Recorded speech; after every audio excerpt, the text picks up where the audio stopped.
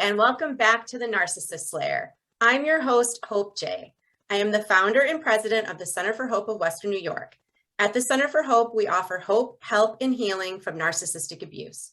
We are a nonprofit organization with a mission to provide legal advocacy, mental health support, financial advisement, holistic healing services, and education to help you down the path from victim to survivor. You can find out more about our services by visiting our website at centerforhopewny.org. Please follow us on Facebook, Instagram, Twitter, and LinkedIn at Center for Hope WNY for helpful information on recovery from narcissistic abuse. I am so happy to introduce our guest tonight. Her name is Lynn Catalano, and Lynn is a board member at Center for Hope of Western New York. She is also our vice president and chair of our fundraising committee. Lynn has embraced change throughout her career. After achieving a Bachelor of Arts in Psychology, cum laude, at Boston University, she continued her education at the University of Buffalo Law School. Lynn is a licensed attorney in New York State, but chose to lead nonprofits as a professional fundraiser for the last 20 years, and that is why we are so grateful to have her on our board. Today, she has pivoted to speak to groups of all sizes to share experiences and help people rise above the chaos. Lynn loves to share stories about great leaders and toxic bosses. After learning a family member is a narcissist, Lynn learned how to reframe her thinking, retrain her mind, and her reactions. Now Lynn helps others to do the same. She helps them reframe their thinking in every aspect of their lives, from the workplace to their personal life, becoming an agent of change. Lynn helps people identify the toxicity that's standing between them and success and develop a plan to thrive.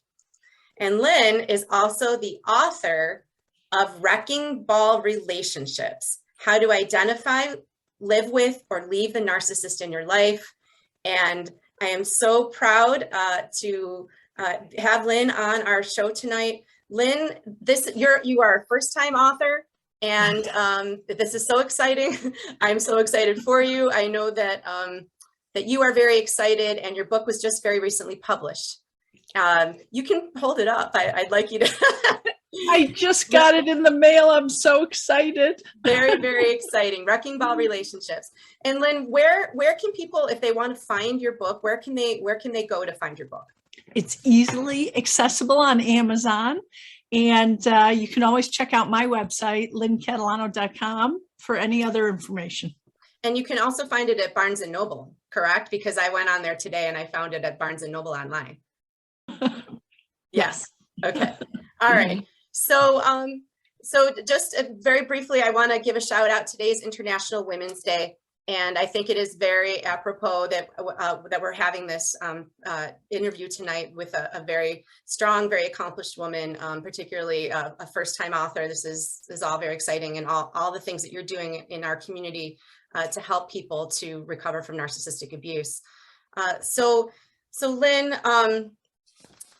what I'd like to do first is just explain to our audience. You know, we have you on our board. You and I have had multiple conversations as your book has gone through the process and now is published. And after I had an opportunity to read your book, I was so impressed with the information that is in your book, and I think that is such a helpful tool for people who are going through, you know, trying to figure out whether or not they are in a relationship with a narcissist, and then to you know, go through that whole process of recovering from narcissistic abuse. So I thought it would be a fantastic thing for us to do, you and I together, to collaborate with Center for Hope, with you and your book, so that we can bring all of this information to our audience. And so we're going to do a 5-part podcast series. Tonight we are starting with definitions and research of narcissistic personality disorder. And we're going to talk about that, and that's chapters 2 and 3 of your book. And we're going to be having 4 additional podcasts. I don't have the dates right now, but they're going to be once a month. The second podcast, we're going to be focusing on narcissistic injury, narcissistic rage, and the silent treatment, which are chapters 5 and 12. Our third podcast is going to be focusing on gaslighting, which is chapter 9 of your book. And our fourth podcast, we're going to be focusing on romantic relationships, which is chapter 10 of your book. And then our final podcast in the series is going to be focusing on toxic bosses and the toxic workplace, which is, part of what you do in your professional life. And that is chapter 6 of your book. So this is all really exciting stuff. I just wanted to give everyone the information up front so that they can plan ahead if they're interested in any of these topics or all of these topics. So let's just jump right in, Lynn.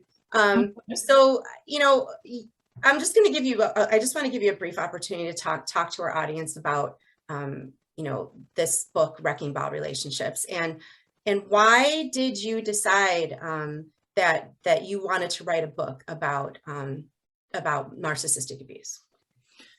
Well, Hope, now I understand, after so much research and speaking to so many people who have suffered similar levels of abuse.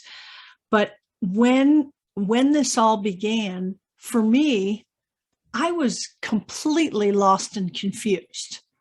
And now I understand that's part of their intention. That's part of their desire, is to create chaos and make you feel like you're questioning your own sanity on so many levels. But for me, I kept looking for the why. Why was this happening? What? I felt so out of control. And so, of course, first I started Googling the symptoms, which, as we both know, is a huge red flag, right away. And then I went into a deep dive of research, trying to figure out what was happening. And, the more I read, the more I learned, and I kept going and going. And I wanted something like Wrecking Ball Relationships to be a guide for me. I was looking for that book, which would tell me not only what was happening to me, but what happened to other people along the way, because we encounter narcissists in all different forms. And whether it's a parent like me, or it's your boss, or it's a romantic relationship, or even it's your sibling, there's so many different situations. And I was really lucky enough on this journey to have many people who were willing to be interviewed and share with me their stories and their experiences. And so I think that made this book even more rich and multidimensional. Like it's not just my story. And then, once you get to know me, you realize that I love pop culture and I love movies and TV shows. And I feel that that's a commonality, that where we can relate to each other. And it was a great way to illustrate a lot of these concepts of narcissism. So I have infused quite a few of those in there as well. So then, it's so interesting to me because, I think that you and I had very different journeys, very different experiences, but we sort of kind of ended up at the same place.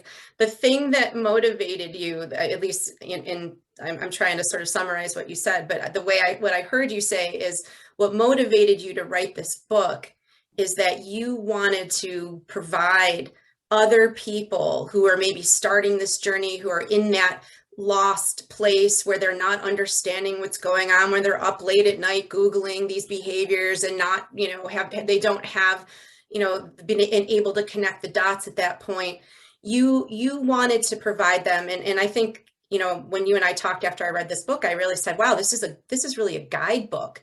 This is like, for anybody who's starting out this journey, this is almost like a handbook of the research that you did and the different, like you said, the different stories and the different examples and all the different anecdotes. But it really takes you through those initial stages of learning about what is narcissism, what is NPD, how do we understand it in the context of an illness, can it be treated? Can it be changed? All the questions that we were asking when we're first discovering that we might be in a relationship with somebody like this. And then it takes you through, kind of your experiences and offers along the way, I think, a lot of teachable moments, a lot of hope and a lot of inspiration. So, for someone who is floundering and confused and, devastated by this kind of abuse, I think that, finding your book is going to be kind of a life raft. And frankly, it's the same, thing that motivated me to start Center for Hope. The same exact reason, because I thought of all the people who are out there who can't figure out how to start that journey of, leaving their abuser, and what sorts of supports that they need in place to be able to do that. And in my mind, pulling together the different services that we offer here at Center for Hope is a similar kind of a way to kind of wrap your arms around people, to provide them the support as they're going through this really difficult, painful process. So, your book and, our agency together, I think is, beacons of light that didn't exist, even a year ago. So, that's why I'm so thrilled to have you on our board. I think we really complement one another in our parallel paths of, trying to help survivors of this type of abuse to move forward in their lives. So, agreed. It's a very exciting thing. And the fact that we're both in the same city is just so odd, but right. But here we are. So, I'm a firm believer as I get older that you're where you're supposed to be when you're supposed to be there. Right. And the fact that our paths crossed and that we're in the same place, I mean, just incredible. And that we're so aligned in our mission to help people who are suffering from this, and to bring more education to these topics. And to bring more, and absolutely. Yes. I think your book is going to be very helpful in that toolbox. So I can't stress that enough for anybody that's listening. Please, go to Amazon, check out Lynn's book. And, if you're listening to our podcast and you want to learn more about this, definitely go and purchase Lynn's book. So we're going to move right into our topic for tonight, which is definitions and research of narcissistic personality disorder. I know that sounds a little bit dry. I don't want people to turn this off, because it's really not dry at all. Because the thing is that, as you just said, most people, I really believe, and I've talked like you, I haven't formally interviewed, but I have, interviewed, hundreds of people at this point about going through, this process of, learning that they're in an abusive relationship. And I think that it's very helpful. It was for me when I first started out on my journey, very, very helpful to educate yourself on narcissism, narcissistic abuse, narcissistic personality disorder. And I am not throwing these terms around for like layman's terms, because unfortunately, I think right now, particularly, we're sort of this, it's like we're at a pivotal point in our society where it's almost become like that. I don't know what the word is, but like zeitgeist or whatever, like narcissism is like the thing, right? Like everyone talks about it. It's a buzzword. You're hearing it in just regular conversation. People talk about gaslighting and I think it's great. I think narcissistic abuse is finally getting, having the light shine upon it the same way that maybe, this happened for child abuse and domestic violence and sexual abuse and all, narcissistic abuse is now, it's become a term I think that people are interested in, and people who are, deep in the community and on the blogs and the different Facebook pages and listen to the different podcasts. It's a culture and a language of its own, right? So you do a really nice dive into the history of narcissism. And of course, you start out with the story of Narcissist and, Narcissists. I'm sorry, I might say, you will go ahead, tell the story, because I think a lot of people may not know about this. Well, so this is Greek mythology. Right. And so Narcissus was supposed to be with Echo, with another Greek god, and he was so enraptured with his reflection in the water that he couldn't leave the spot. So he ended up dying because he was so in love with his reflection. Right. Now, it took years, though, for anyone to really posit that into a psychological disorder. And as we both know, I mean, it really came about in like the last 50 years, right? Right.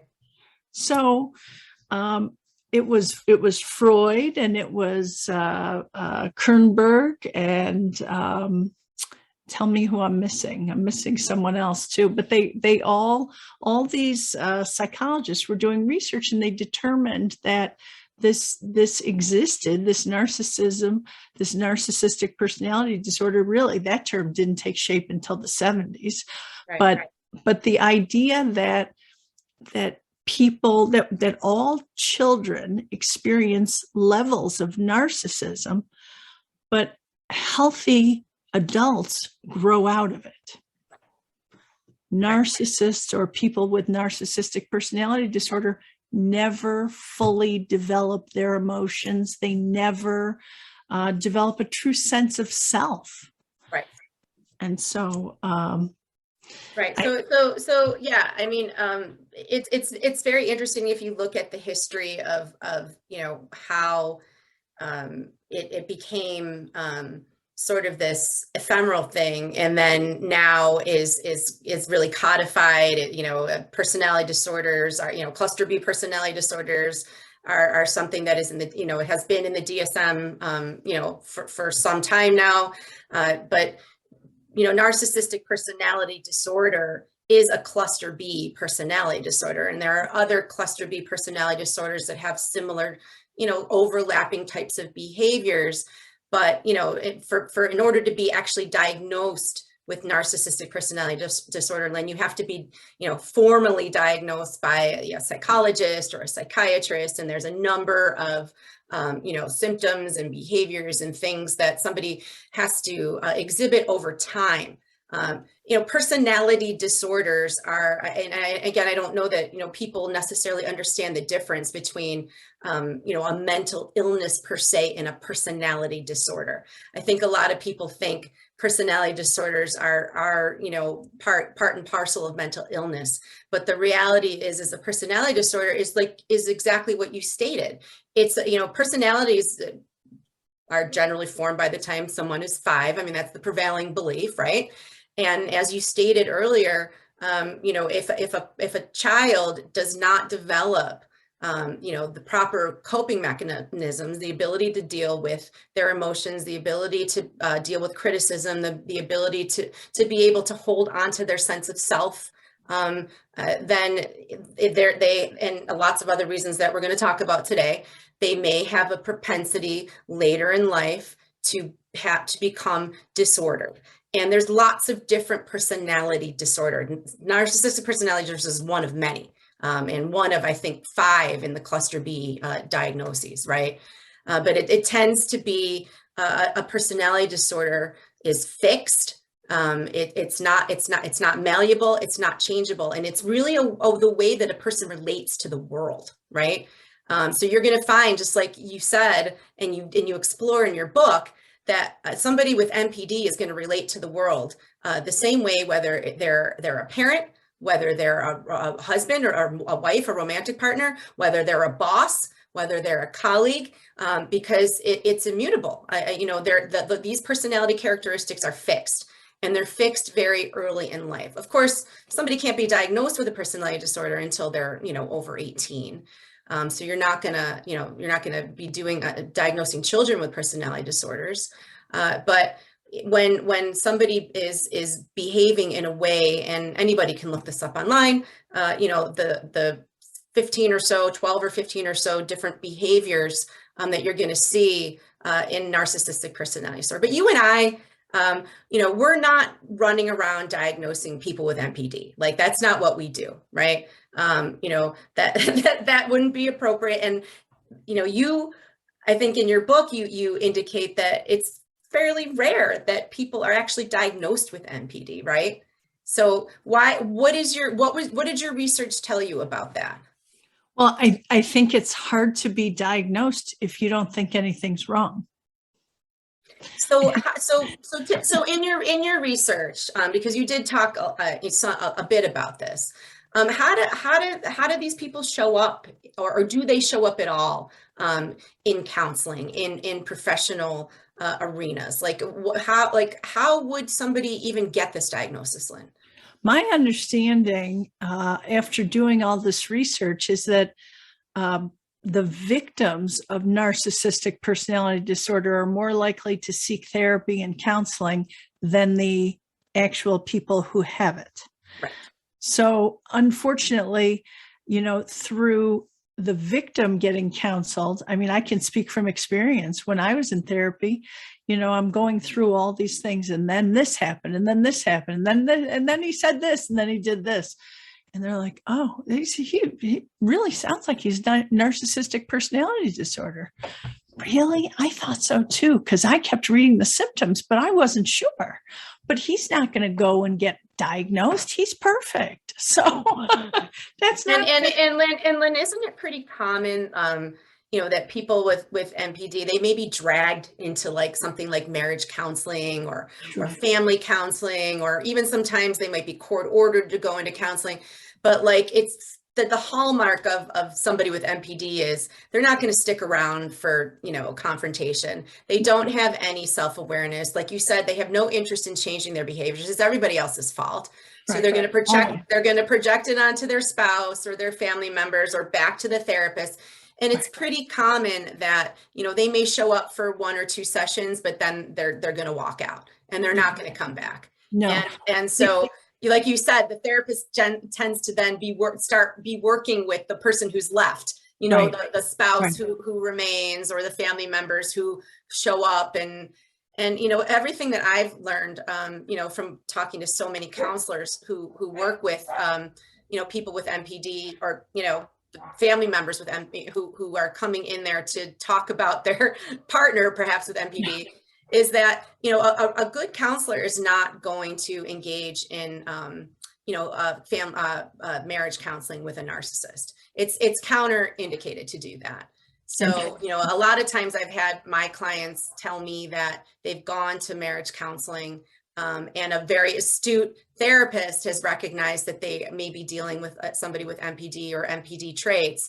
And they have told them at the outset, I'm not going to do this. It's counterindicated. Yeah, it's counterindicated to do marriage counseling with somebody with NPD, because it just continues it continues to prolong the abuse, right?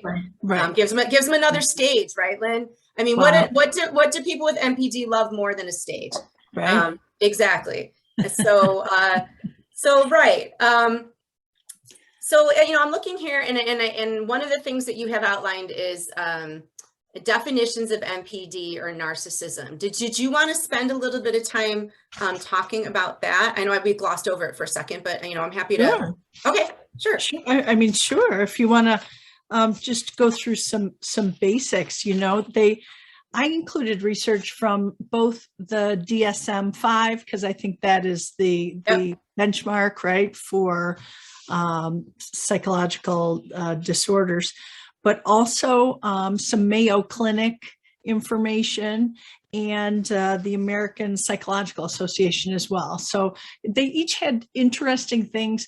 One had characteristics, one had behaviors, one had certain situations that might arise. And so I thought they were all really pertinent when you're putting together a holistic approach to the whole thing. I can go through a few of those if you would like. Certainly.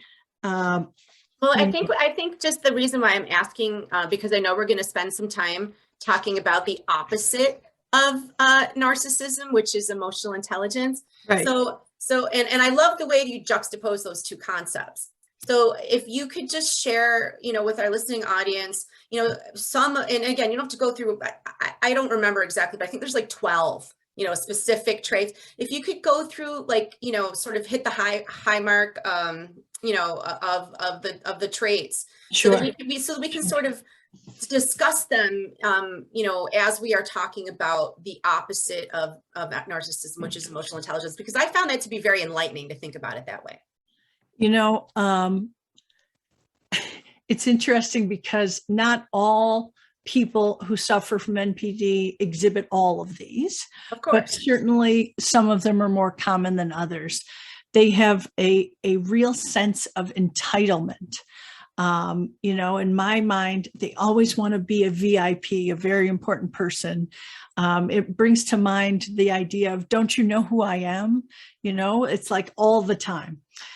They love to be admired and revered and praised and recognized. Recognition is so important. I can't tell you the times that my narcissist said, another person just said hello to me and I can't even remember who they are. So, on and on.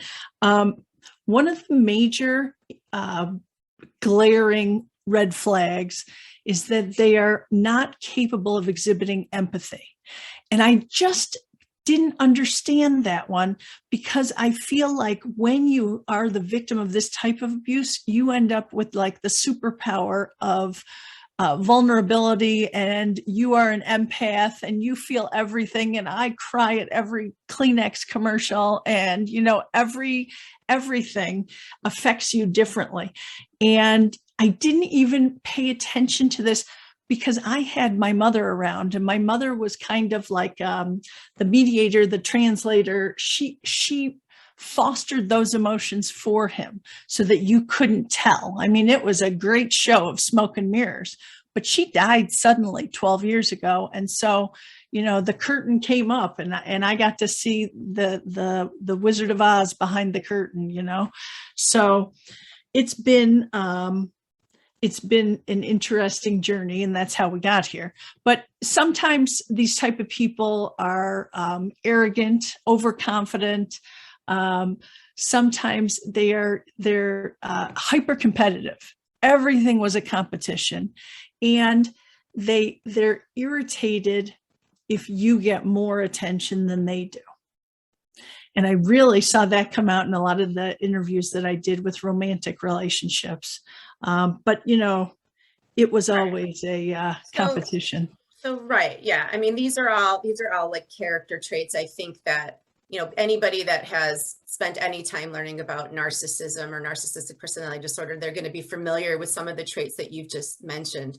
At the root of this, though, Lynn, really is what you're dealing with is a person who is really just a false self, right? I mean, this is a person who wears a mask. They are incredible actors. They mimic other people's emotions, and they learn how to manipulate others through really just, they have a really an incredible sense of being able to kind of ferret out what your weaknesses are so that they can learn how to use those against you, right?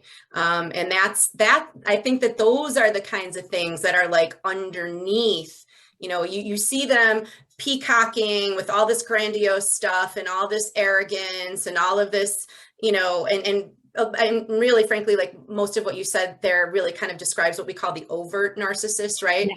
And we don't have enough time, I don't think, today to really cover all the different types of, and there's so many, people are talking about this in so many different ways. So much has been talked about and written about the different types of narcissism, but the two most common types are the overt and the covert narcissist, right? The overt narcissist is the one that is the bull in the china shop, and the covert narcissist is the one who's standing in the corner brooding, right? So they're both equally dangerous, and I would definitely venture to say that the covert narcissist may be more dangerous because you really don't see them coming. You don't, they're not, hogging all the attention, or they're kind of standing back, judging everybody there, right? They have the same thought processes, but it's all really this major defense mechanism, isn't it, Lynn? It's this major defense mechanism that they have developed from, and we can talk about this a little bit more, but I know you have some theories on this, some childhood trauma that they maybe experienced. And I know that you thought a lot about sort of this kind of witch's brew, or maybe I should say it's sort of the perfect storm of what may create a narcissist. And again, we're talking about, these are things that are really happening in those early developmental years, from 0 to 5, when a personality is being formed. And you and I had some debate about, and we can talk about this too, but whether narcissists are born or bred. And I think that there's schools of thought and different opinions on that as well. And I think most people fall somewhere in the middle.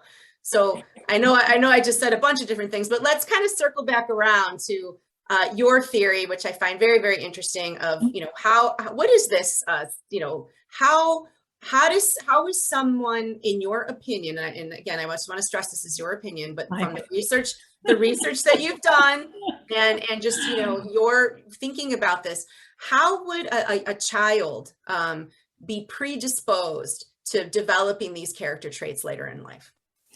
So, in my opinion, I did a lot of research, and what the research showed time and time again was that these behaviors were rooted in deep, deep insecurity. And so while they come off as hurtful and, overconfident and arrogant and charismatic, and yes, they wear 2 masks, it all is the foundation is deep insecurity. So in my opinion, it comes from childhood trauma. What that trauma is, we don't necessarily know, but what we do know is that I believe if there was an equation to get to how to develop a narcissist, like if you took some ingredients and you put them together, I think it would be emotionally unavailable parents plus emotional neglect plus overindulgence equals a narcissist. Now that's just my opinion. Lynn, I don't think you're really wrong on that, because, and again, this is anecdotal stuff, and I think, we all have our own experiences, but, when I think about the people that I have encountered in my life who have exhibited these behavior traits, it was some combination of all 3 of those. Severe emotional neglect and unavailability. So generally what I think is going on in these very neglectful childhoods is that there's nothing like unconditional love for somebody that develops this disorder. Everything is conditional. Everything is conditional. So they learn, and typically, they're being raised by probably a narcissist themselves, right? So they learn they have to jump through all these hoops to please this parent. They learn that who they really are is not good enough. In fact, who they are is so flawed that they develop this whole other persona to keep that, very flawed, terrible, the person that they've internalized, that they're so awful. Who they really are is so terrible that they have to create this whole other persona to compensate for that, right? Because they just they did not receive that unconditional love. They weren't allowed to be themselves. They were criticized. And also, I think the overindulgence piece is really, really important, because while you can be both neglected, right, Lynn? Neglected and emotionally, have these very emotionally unavailable parents. And by emotionally unavailable, I think it's important to kind of define that. It's just parents who cannot, they do not show empathy for their children's needs, right? So if a child is hurting, if a child is in pain, if a child is sad, it's, buck up, stop crying. Or I'll give you something to cry about. Right. Yeah, exactly. So when you're it's a very emotionally barren landscape, right? Yeah. So you're not allowed to have those needs. So you have to suppress them. Right. And so, but then on the flip side, this indulgence thing. So can you explain what that overindulgence might look like? Well, so I think it could look like a couple different things, but the idea that perhaps you're rewarded for something very specific, and whether that be excelling in school or excelling in sports. But again, remember, this is conditional, so All that conditional. whatever it is, right? So you get your Right. new bike or your new DS or your new whatever, right? Your new iPhone Right. because of that. Right. And it's not, there's nothing wrong with material things, but if you're not present in the relationship, like there's no give and take, there's no hey, can I talk to you? There's no listening, there's no real bonding, there's no nurturing. I mean, there's a lot of really big missing pieces here. Huge missing pieces. And what comes to mind, and I know you talk about cultural icons in the book and mentioned Donald Trump more than once. I think like Donald Trump, like from everything that I've read about his childhood, I mean, he had both of, he had the very domineering father, who was, he could never please, he was never good enough, but at the same time, he was just showered with all of this, wealth and so he was kind of the golden boy, at the same time, never good enough. So it's that kind of, weird juxtaposition that I think creates these sort of like black holes in people who may be predisposed to it. And I just want to bring up quickly, and we can move on. A lot of the reading that I have done on narcissistic personality disorder it shows, and we talked about a lack of empathy early on. If a person is incapable of empathizing, if they can't step into the shoes of somebody else, they cannot feel someone else's pain. Causing pain to another person is irrelevant to them. When all they can think about, and you mentioned, narcissists early on, how he literally died at the shores of that, lake because he couldn't pull himself away from his own reflection. Narcissists, people who are walking through the world with narcissistic personality disorder they're doing exactly that, in real life, because they can't pull themselves away from their own perspective. It's all about them all day, all the time. There's no room in their brains. Do not compute how other people feel, how their behavior may impact somebody else, if they're causing somebody else pain. In fact, there's a lot of people who I believe would say that it actually, gives a narcissist pleasure to cause somebody else pain, because it then, reinforces their centrality, right? They're, like you had talked about earlier, look at how powerful I am, right? That I can cause someone else to feel this bad about themselves. So they have no empathy at all. No. And that is, like, to me, the most dangerous thing about somebody with this disorder is that they cannot understand, nor do they care how other people feel and how their behavior impacts other people. So empathy, so the empathy centers, and that's what I was going to talk about, is, they've done some postmortem, research on people who have been diagnosed with this and on their brains, and they've recognized that their empathy centers in their brains are smaller than, typical people. So there may be some, predisposition, some biological predisposition to this disorder. Wow. Yeah. Well, you mentioned this a little bit earlier. Empathy is the most important part of emotional intelligence.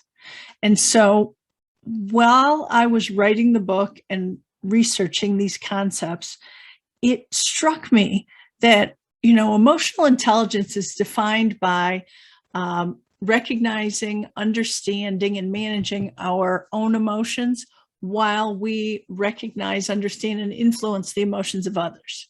So that's the basis of emotional intelligence. But if we can't have empathy, then we have very low emotional intelligence. And, I'm a huge proponent, and we'll talk more about this when we talk about toxic workplaces, but I believe that if you can lead with empathy, and if you have high emotional intelligence, you will not have a toxic workplace. You will not have a toxic organization, because of all those things that come along with it. You see people, you understand, you listen reflectively, not to give a response, but to really see them, hear them, and know that what they're talking about is important. You get to know people. I mean, these are things I just explained to you, that my narcissist likes to be recognized, but he doesn't know who's recognizing him. It doesn't matter. He doesn't care. I found that I would talk to him for hours, and he would be staring at the people next to us. He would be looking around because he just doesn't care. But again, I think it's about having low emotional intelligence. Right. Yeah. Yeah. I like how you kind of juxtapose the traits of narcissism versus the traits of a highly emotionally intelligent person. And you can really, I think it's a nice way to be able to understand, what you're dealing with when you are dealing with somebody who you suspect may have NPD. Yes. I mean, just real quickly, because I don't think we touched on this, but for a second, but, NPD, people with NPD, like this ingrained personality disorder, that is different from, when everyone's just throwing around this word, like, you're such a narcissist, or this person's so narcissistic. And when we're talking about, somebody that may be vain, taking a lot of selfies, maybe, looking attention seeking type behavior, that I think in our common vernacular, I think a lot of people, put the stamp on a person like that and say, well, they're a narcissist. We're not talking about that. No. We're talking about something very different. I just wanted to make that clear. Yes. Okay, yeah. I think, unfortunately, certain words come into our vernacular and get used very easily. You saw the word in the late 80s, you saw the word psycho and psychopath start to get used. And then it goes into, slang, and people start, oh, such a psycho. And then, a sociopath is now in that area, but narcissist is definitely there. That word is that and gaslighting. I notice now on television shows, not always used properly, but But when we're talking about this cluster of behaviors, and we're talking about a person who, if somehow we were able to get them in front of a psychiatrist or a psychologist, would very likely be diagnosed with an actual personality disorder.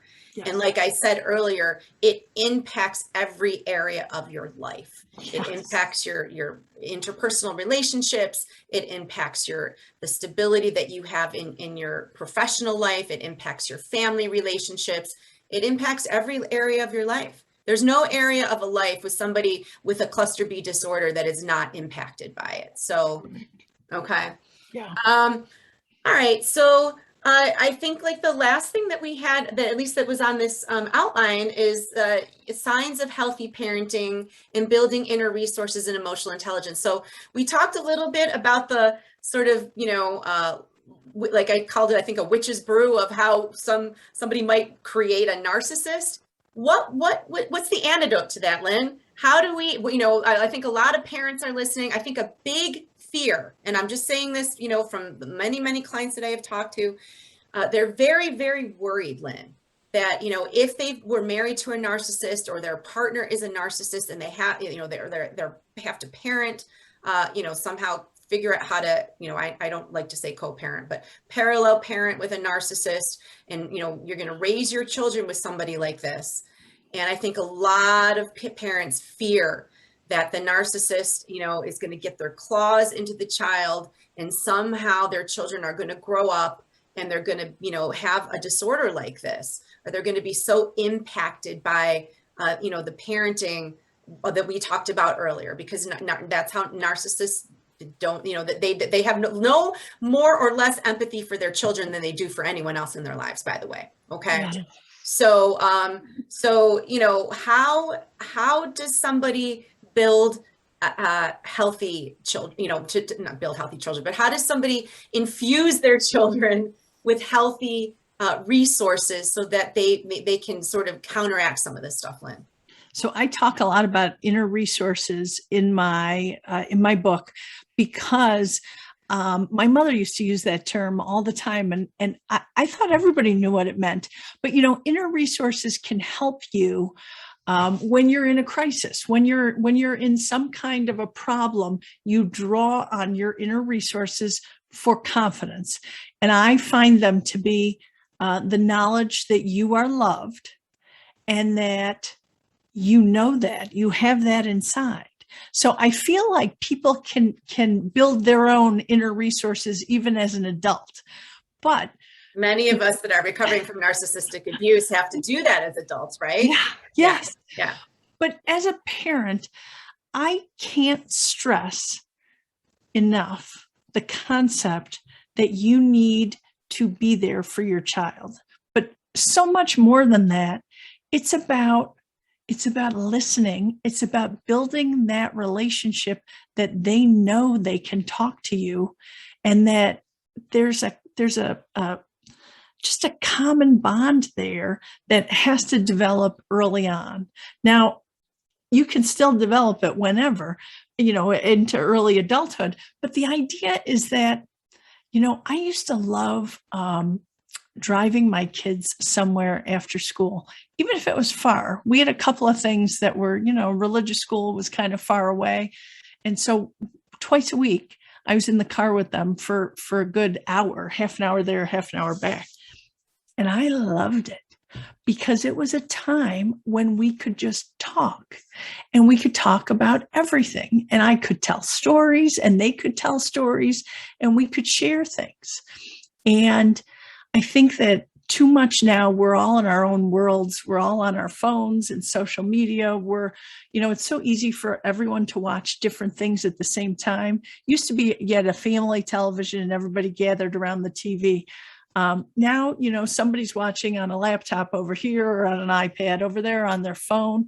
So I don't think that's as common, but I think you need to seek out those times and that make it happen where you get to have those conversations. I continue to have those relationships with my daughters now, and they're older.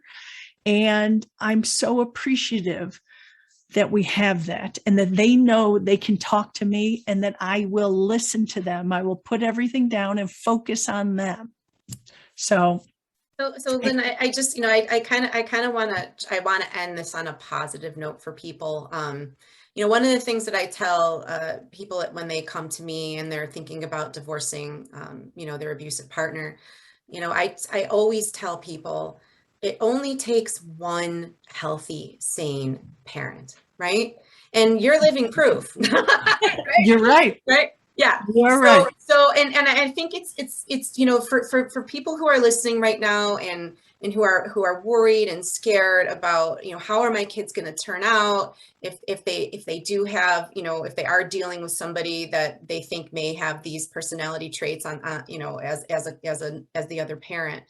I think it's important that they understand that if you are an emotionally intelligent person, and you're a person who possesses empathy, and you listen to your children, and you validate your children, and you're there for your children, and you're not trying to gaslight them out of their feelings or blame them for all of their failures, or that if you can be there to sort of support them, even as the narcissistic parent may be impacting them in all of these negative ways, that you can counteract it with being the sane, healthy parent. Would you agree, Lynn? I agree. Yeah. I agree completely. Yeah. Okay. And so on that note, I think I would like to say thank you again for your time today, and I am so looking forward to continuing to explore these topics in our next I think four podcasts in our series. Our next podcast will be sometime in April. I don't have the date in front of me. I don't know if you do, but when we do do record our next podcast, I will make sure that I will have all the dates so that people, if they're they want to write them down so they know when they drop.